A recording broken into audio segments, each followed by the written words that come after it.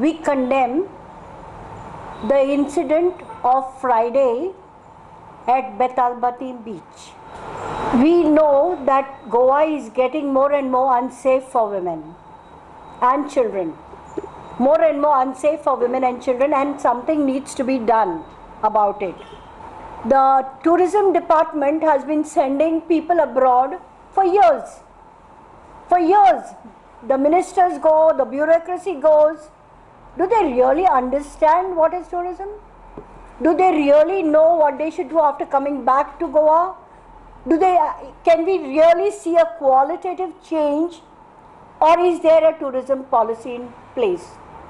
In the absence of a tourism policy, this is bound to happen. This is bound to happen.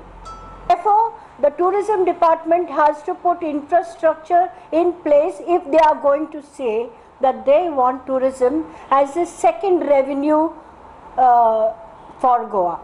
With due respect to the profession, the lawyers in Goa, the lawyers who practice in Goa should refuse to represent or defend these criminals, beast criminals. I call them beast human beings.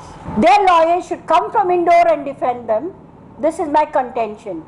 Lawyers should remember they have daughters, sisters, wives, mothers, girlfriends, friends.